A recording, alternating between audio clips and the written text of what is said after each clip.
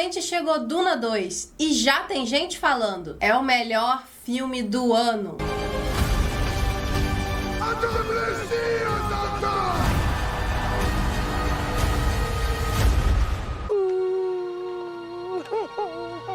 Mas ainda é março. Oi, meu nome é Débora, eu sou mais conhecida aqui e nas redes vizinhas como Deb Escreve. Eu sou escritora, leitora e cinéfila de plantão. E é claro que eu vou falar de Duna 2 hoje. Afinal de contas, depois de analisar coisas medíocres e coisas que não deveriam existir, finalmente chegou a hora de falar de coisa boa, muito boa. Duna 2 é incrível. Mas Débora, tu já tá dando spoiler da sua própria resenha dizendo que o filme é bom? Tô, mas a qualidade final do filme é só a premissa. Daqui por diante há um montão de pormenores que a gente precisa discutir, tipo a história do universo de Duna, a adaptação, a atuação, direção, o visual, nossa, muita coisa mesmo, além de uma crítica bem pequenininha. Então já clica nesse like, no sininho da notificação, no botão de inscrição, compartilha esse vídeo para quem quiser aprender sobre Duna e vambora! Duna Parte 2 é a continuação direta de Duna Parte 1. Ora, temos um Sherlock Holmes aqui. Ambos os filmes surgiram desse calhamaço aqui. Calhamaço mesmo. Que, por sua vez, foi escrito pelo Frank Herbert algumas décadas atrás. Uma das maiores ficções científicas que existem. Trata-se de um universo gigantesco onde assuntos como política, ecologia, religião e tantos outros são explorados. Em suma, é um épico futurista com os problemas do nosso mundo atual. Só por essa breve introdução já dá para ter uma noção pequena do tamanho do desafio que o diretor Denis Villeneuve teve para poder contar essa história no cinema. Esse universo é mega complexo. Por isso, vou explicar aqui agora, de uma maneira super resumida, tudo que você precisa saber para mergulhar de cabeça nas areias de Duna e apreciar ainda mais esse filme. E agora, senhoras e senhores, a gente entra na seção Duna para amadores desse vídeo. Para realmente sacar o que se passa nesse mundo, você precisa entender a sua estrutura política antes. O mundo político de Duna é uma espécie de feudalismo com práticas colonialistas. Lá em cima tem o imperador. Esse cara tá no comando de tudo, mas há um motivo para esse poder. De um lado, o imperador conta com o seu exército pessoal, que são os Sardaukar. Então, quando você vê esse nome sendo pronunciado no filme, já sabe que esse exército pertence ao imperador. É o grupo de soldados mais fortes do universo. Com os soldados mais fortes do universo e mais fiéis à sua disposição, ele consegue manter a ordem. Mas não é só isso, pois do outro lado do poderio militar, você tem o poderio religioso, na figura das Bene Gesserit. É um grupo formado exclusivamente de mulheres que são meio bruxas e meio profetisas. What do you do with witches? E elas têm a sua própria escola, o seu próprio treinamento. É uma instituição religiosa com fins de controle que possui mulheres em cada canto do universo. Por exemplo, tem Bene Gesserit ao lado do imperador. A filha dele, a princesa Irulan, é treinada na arte das Bene Gesserit. A mãe do Paul, a Jessica Bene Gesserit, e elas estão por toda parte, desde os locais mais prósperos do universo, mexendo no jogo político, até os mais inóspitos, como é o caso do planeta Duna, onde elas atuam como profetisas e mexem com a imaginação do povo e causam intensa agitação política e religiosa. Mas entenda a diferença. Os Sardaukar, a máquina de guerra, é do imperador mesmo. Eles são totalmente subordinados a esse cara. As Bene Gesserit são totalmente independentes. Elas apenas agem de acordo com o interesse delas da vez. Logo abaixo do imperador, você tem as casas, que traduzindo de maneira bem leve seriam os senhores feudais. O líder de cada casa possui o seu respectivo domínio, território, jogo político e, claro, maneira de fazer dinheiro. As casas são extremamente ricas. Tanto no livro quanto no filme, as duas casas que você precisa saber quais são Harkonnen e Atreides. E para resumir mais ainda, os Harkonnen são os principais vilões da história e os Atreides são os mocinhos. Mas é para resumir mesmo. mesmo, porque dentro dessas duas casas tem muita intriga, muito jogo político, muita traição, muito troço acontece. Visto que essas casas são muito ricas e prósperas, eles possuem planetas inteiros, como se fossem suas colônias. Quando a história de Duna começa, uma das colônias dos Harkonnen é o planeta Arrakis, que por ser um planeta totalmente desértico, é conhecido como Duna. Mas qual é a treta? No comecinho do primeiro filme, o Imperador tirou o planeta de Arrakis, que foi dos Harkonnen por anos, e deu aos Atreides. E é claro que os Harkonnen não gostaram nada disso. E aí você pode se perguntar, mas por que um planeta desértico, onde nada floresce, é tão especial, tão disputado? É porque Arrakis é o único lugar do universo, pelo menos até onde nós vimos no filme e nos 3 primeiros livros de Duna, onde existe a tal da especiaria. Ela é encontrada nas próprias areias de Arrakis. É um caso meio complicado, porque ao mesmo tempo que ela é uma parada que é pra comer, logo especiaria, ela também pode provocar alucinações, visões. Sendo assim, esse produto tá envolvido tanto com o lado do comércio, com a guerra, mas também com a religião do universo de Duna. É um bagulho importante pra caramba que todo mundo quer. Bem simplesinho o filme, né? Ah, e tem mais uma facção que você precisa conhecer. Fremen. Você reconhece eles facilmente nos filmes pela forma como eles se vestem e também porque a Zendaya faz parte deles. Lembra que eu falei que Arrakis é uma colônia dos Harkonnen que passou para os Atreides e que os Harkonnen são muito vilões? Obviamente, essa é uma colônia de exploração. Os Harkonnen não têm interesse nenhum em desenvolver Arrakis, em fazer daquele deserto um lugar verdejante e bom para a população local. Nada disso. Eles só querem explorar a terra para catar a especiaria. Obviamente, quando você oprime um povo por muito tempo, vai surgir uma resistência. Tal resistência é representada pelos Fremen. Esses caras são o verdadeiro exército da areia. E os Harkonnen, por mais que tenham dominado sobre Arrakis, não fazem ideia do quanto de Fremen que tem por lá. Eles se limitam a certas regiões de Arrakis onde eles ainda conseguem explorar. Outras regiões é onde aqueles famosos vermes moram. Os Fremen têm o poder e a técnica de dominar esses bichinhos. Os Harkonnen, os Atreides, não. Então eles são uma ameaça escondida no primeiro filme. No segundo, o foco tá neles, porque a gente vai conhecê-los melhor e descobrir o potencial desse povo, que na real só quer ser liberto e quer construir um planeta melhor. Aí entra a parte da ecologia de Duna, que é tão falada por aí. Conhecendo a estrutura, ou seja, o mundo macro de Duna, dá pra gente poder ir pro micro, isto é, os personagens. Não dá pra falar de todos os personagens aqui, mas vamos aos principais e localizar ele nas posições que eu acabei de mencionar. Paul Atreides, ele é o principal, é ele que a gente vai seguir ao longo dessa jornada inteira. Ele é o filho do Duque Leto e da Jéssica. Então olha que doideira, ele é o herdeiro da casa Atreides e a mãe dele é uma Bene Gesserit, e ela representa a figura religiosa ali na casa Atreides.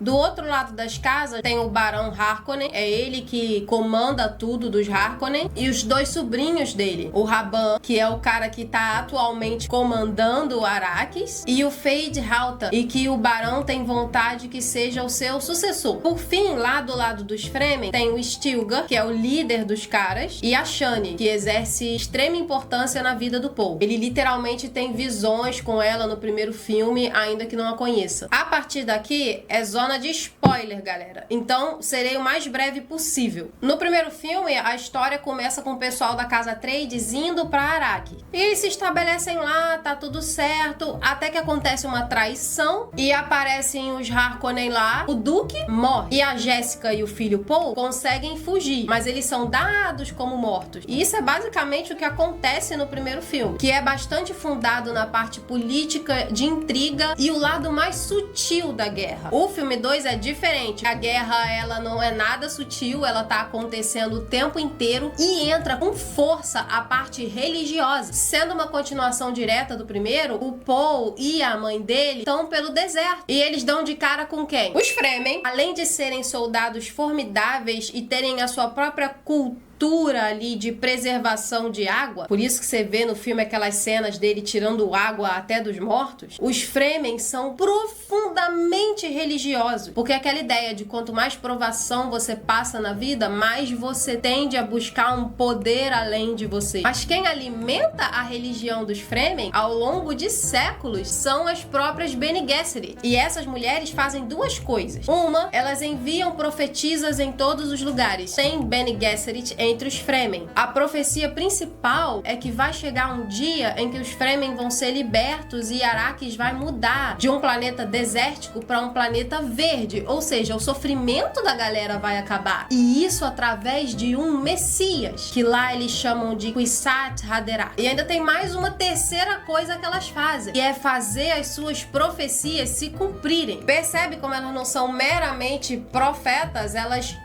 escolhem a profecia, elas escolhem a narrativa e elas têm os seus meios de fazer a coisa acontecer, de maneira que isso mexe com o coração da galera religiosa. E qual é a maneira delas fazerem isso acontecer? Lembra que eu falei que elas estão espalhadas pelo universo? Elas estão em todas as casas, elas estão até com o imperador. Elas treinam as suas mulheres para procriar ao longo de séculos, até que elas cheguem na linhagem perfeita, onde vai dar nesse tal Messias, o Kwisatz Haderach. O que o autor do livro faz aqui é fabricar o seu próprio Jesus Cristo. Só essa parte do universo de Duna já é pano pra manga pra muito papo filosófico. All we are is dust in the wind, dude. Mas beleza, a gente volta na Jéssica e no Paul. A Jéssica acredita que ela é a mãe do Kwisatz Haderach, ou seja, que o Paul é o Messias, porque ela tá por dentro de todas as tretas das Bene Gesserit e ela sabe que ela e o filho perfeitamente se adequam a isso. E ela, inclusive, o treina na arte das Bene Gesserit, o que teoricamente nem deveria ser feito, porque é uma parada só pra mulheres, mas ela treina o filho pra ele ser um homem diferente. Sendo assim, o Paul é treinado desde a infância na arte política, da guerra e religião. Em outras palavras, ele tem tudo para ser o líder perfeito. Quando ele e a mãe dele se deparam lá com os Fremen, claro que no início com muita desconfiança, com muita intriga, com muita tensão, mas aos poucos, o Paul vai provando para aquele povo que ele é o Messias, o salvador deles. E é um problema porque ele passa de companheiro dos caras para objeto de adoração dos caras. Percebe como a história de Duna é grandiosa? É aí que eu digo, esse filme foi um desafio gigantesco, mas eu acredito que o diretor foi muito bem sucedido. Aí eu parto para os aspectos do filme em si. O visual é a mistura daquela natureza desoladora do deserto com os objetos e as máquinas e a cultura de uma sociedade futurista. É aquela parada bem ficção científica. E na outra ponta, o visual tribal e místico. Se no primeiro filme a paisagem desértica era desoladora, gigantesca, no segundo esse deserto se move, se ergue, toma vida e rosto. Pra mim, nenhuma surpresa, porque eu já conhecia o trabalho do Denis Villeneuve. Ele tá por trás daquele visual de Blade Runner 2049. Vou dar um exemplo da direção inspirada do cara. Sabe os vermes gigantes? Uma das cenas é o Paul montando no seu verme pela primeira vez. E aquela é uma sequência super longa e você consegue entender direitinho, passo a passo das ações do personagem até chegar no clímax, onde ele tá tipo surfando na areia em cima do verme. Eles não falaram a coisa, mas mostraram. No livro, isso é explicado detalhadamente em páginas e páginas e páginas, mas no filme isso se traduziu numa linguagem visual muito potente. Mesmo que você não tenha lido o livro, você percebe o que o Paul tá fazendo. Sem contar que eu adorei o detalhe, e esse sim é pra quem leu o livro, que quando o Paul vai encaixar o gancho dele no verme, que é assim que eles montam no bicho, o Paul encaixa entre uns anéis que estão ali na superfície do verme. Se tu leu o livro, tu sabe por que ele fez isso, porque é a forma certa de encaixar. De outra maneira, o gancho não se manteria no bicho e ele ia cair. O filme consegue trazer cenas fáceis de entender para quem não leu o livro, mas ao mesmo tempo traz detalhes ali para quem leu o livro se deliciar 2 vezes. Outro exemplo de direção inspirada, a cena do Coliseu. Toda a parte ali com o Feyd-Rautha e o Barão Harkonnen. A luta tava incrível, bruta. O filme consegue te dar todo o contexto ali do que tá rolando. Você consegue entender também a personalidade desse vilão, Feyd-Rautha. E o que eu mais achava legal, toda vez que era mostrada a multidão ali da casa Harkonnen, era uma profusão de cabecinhas e bracinhos assim, e por estar em preto e branco fazia um efeito. É uma ferramenta visual para te passar uma mensagem simbólica. Enquanto você vê nitidamente a figura do Barão Harkonnen e do Feyd-Rautha e de outras personagens, as pessoas ali, não importa você ver o rosto delas, totalmente impessoal, e são só formiguinhas no formigueiro para esses vilões. Sempre em movimento, sempre reunidas, sempre entupindo um espaço pequeno. É sensacional. Um terceiro exemplo, preciso falar disso. Os Fremen são sorrateiros, soldados especializados, eles ficam de tocaia, eles são camuflados. Pensa nesses vídeos de soldado que se revela da camuflagem, folhas e tal, e de repente se levanta aquele grupo numa floresta. Só que como Duna é um deserto, eles se erguem da areia, como se fossem os próprios vermes, só que esses têm forma humana e de uma certa forma se tornam tão letais quanto. Outra coisa, a música. Mano, a trilha sonora de Duna vai entrar como uma das minhas favoritas, assim, de todos os tempos. É um negócio, é bonito, poderoso. Mano do céu, arrepia.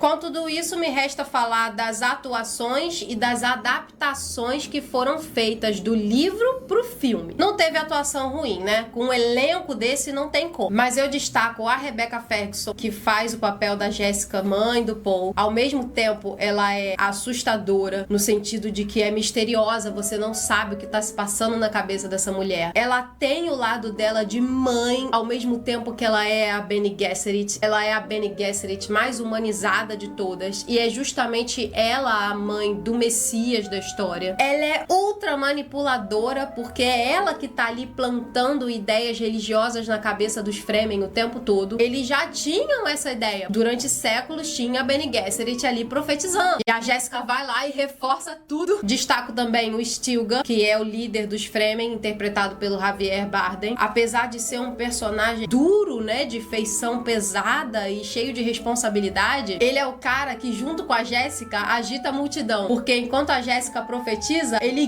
grita a coisa, entendeu? E a partir do momento que ele acredita que o Paul é o salvador, ele abraça o garoto e o defende a todo custo. Em suma, ele é um fanático simpático. Claro que eu também tenho que falar do Austin Butler, que fez o Feyd-Rautha. Irreconhecível. Se você viu ele em Elvis, você não vai reconhecer ele em Duna. Até a voz dele tá diferente.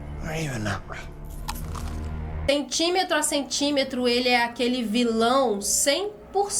Ele é perverso, sádico, tem sede de poder, ele tá disposto a trair qualquer um. Ele é o cara que vai pro Coliseu e luta com uma faca envenenada, gosta do espetáculo, da atenção e de humilhar as pessoas. Esse tipo de ser humano desprezível. E por fim tem o Paul. Eu sei que tem gente que já não aguenta mais ver o Timmy, vou chamar ele de Timmy agora, em tudo que é filme, mas cara, eu achei ele muito bom em Duna. Eu gostei até mais dele em Duna 2 do que em Duna 1, porque no 2 é quando o Paul passa de menino a Messias. A cena que ele faz o discurso para os Fremen antes da batalha final é outra que arrepia também. O filme vai construindo a lenda dele e a personagem vai se avolumando, o que significa que a atuação também tem que se avolumar. E o que eu mais gostei nele foi a voz. Eu vi o filme legendado, então eu via a voz dele crescendo. No começo do filme ele ainda tá meio incerto, tá indo com a mãe e ele ainda tá um pouco tímido, mas conforme a história vai rolando e ele vai criando importância, a atuação do cara acompanha e o clímax é uma voz que ecoa pelas paredes das cavernas do Fremen. Jimmy! Internet! E por outros lugares que é melhor não falar pra não dar um spoiler gigante. Acima de tudo, eu consegui ver o Paul do livro no Paul do filme. Inclusive, o time me lembrou daquele outro filme que ele fez, chamado O Rei, onde há uma temática similar. Só que aqui em Duna, ele pegou aquilo ali e multiplicou por 100. Gostei pra caramba. Já a atuação da Zendaya tava maneira, só que não me lembrou o livro. Porque aí eu tenho que entrar no assunto das mudanças. Mudaram algumas coisas do livro pro filme e eu não consegui entender por quê. Ou melhor, eu tenho as minhas desconfianças. A primeira mudança, que eu considero menos incômoda, mas ainda assim estranha, foi com o personagem do Austin Butler, o Fade Halta. Mudaram totalmente a aparência dele. Se você ler o livro depois de assistir o filme, você não vai reconhecer no sentido físico da coisa. Porque no livro, ele não é aquele cara careca, com aparência meio doentia. Ele não é assim. Primeiro de conversa que ele tem cabelo. Um cabelo tipo o do Paul. E ele tem uma aparência mais jovem, mais saudável, mais bonitinho mesmo. E eu acho que a intenção do autor foi de tornar ele um rival à altura do Paul. Até na aparência. Como se fosse uma versão espelhada do Paul, só que maligna. Quando no filme você tira esse rosto mais inocente, só sobra o sadismo e a psicopatia. Eu acho que perdeu um pouquinho de nuance. Pra mim, o personagem fica mais rico quando ele parece uma coisa e é outra. Agora, a mudança que me incomodou um pouco foi justamente em relação à personagem da Zendaya, a Shani, que além de outras coisas é o interesse romântico do Paul. No livro, ela tá mais de acordo com o rumo das coisas acontecendo, no sentido de que ela parece acreditar mais na profecia. No filme, ela é uma força opositora. Ela não acredita muito no papo da religião. Ela é uma voz que reclama o tempo todo com o Paul, com a Jéssica e com o Stilgar e com os outros Fremen sobre esse papo de Messias e Salvador e de Guerra Santa. E o filme deixa isso bem claro. Tanto que tem uma cena onde a Jéssica passa por um ritual em que ela se torna Reverenda Madre, o grau ultra superior das Bene Gesserit de profetisa. E nesse ritual, ela bebe um líquido lá que eles chamam de água da vida. No filme, o ritual parece muito menor em escopo do que no livro. E no livro, quem tá no ritual, junto lá com a Jéssica, é a Shani. É ela que dá a água da vida pra Jéssica. O fato deles tirarem a Shani dessa cena específica, na verdade, no filme, ela fica ali do lado de fora, com a galera, meio que zombando da coisa toda. Já demonstra o quão contrária ela é a toda a questão religiosa entre os Fremen. Ela ama o Paul pelo que ele é, não pelo que ele vai se tornar. Mas a Shani do livro também ama o Paul pelo que ele é. E ainda assim, ela participa da coisa toda. Ela não é uma força contrária. Outra coisa que mudaram, e eu não posso falar muito porque é realmente um spoiler, é a última cena do filme. Só vou dizer que a última cena do filme não é com o Paul. E eu achei um pouquinho sem pé nem cabeça, porque a gente segue ele a história inteira. Sem contar que o destino de Paul e Shani fica muito bem definido no livro. E no filme, eles deram uma definição diferente. Talvez até um pouco indefinida, se eles fizerem uma sequência. Acho que a intenção deles era fazer da personagem da Zendaya mais independente, empoderada e uma espécie de rival ideológica do próprio Paul. Mas não sei se isso é necessário, porque a obra do Frank Herbert, na minha opinião, é perfeita. Beleza! Chegamos ao fim de mais uma resenha, dessa vez com bastante detalhe, pormenor, explicação do universo. A nerd que tá em mim cumprimenta a nerd que tá em você. Foi uma experiência única. Eu acho que vale a pena você assistir esse filme na maior tela que tiver disponível na sua cidade. É isso. Eu espero que vocês tenham gostado dessa extensa resenha. Vou ficando por aqui, botando vídeos aqui na tela pra você poder conhecer mais o meu conteúdo, se ainda não conhece. Beijos, até a próxima e bye bye!